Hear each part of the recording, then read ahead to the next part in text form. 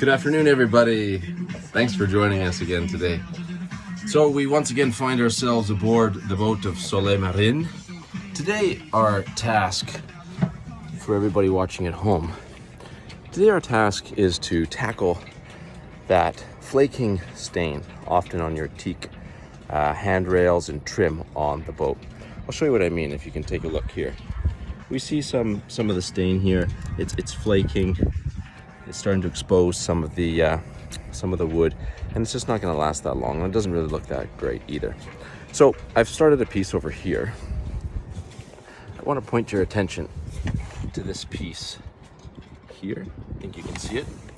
So what I've done, I've taped it off already, the parts where the wood gets close to the fiberglass, and I've taped that off for a couple of reasons. One, well, the only one I can think of is I didn't want to scrape the fiberglass coating, the gel coat, next to the wood. So I figured tape it off.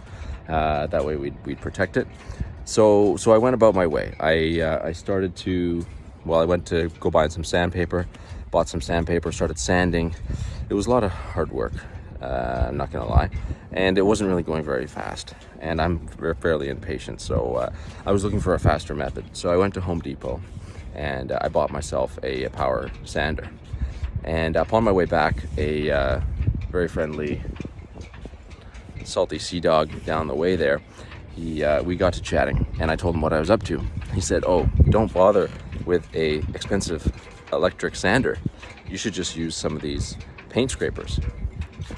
Upon it, which asked him, "May I borrow yours?" So he lent me his. So I've been scraping away, and it's really done a great job. It's peeled the old stain right off. And I'm actually going to try and give you a sample of what I mean by that.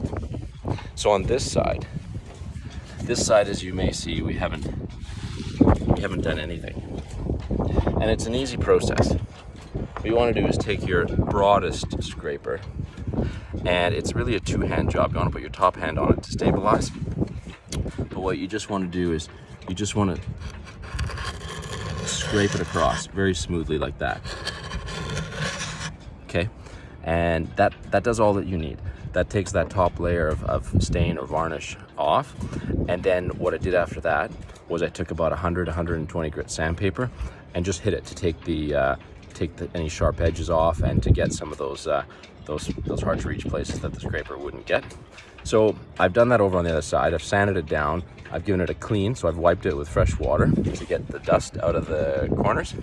And I'm about to put on the first coat of teak oil I've decided to use. After a little bit of research, I went with a natural teak oil, and we'll see how it goes.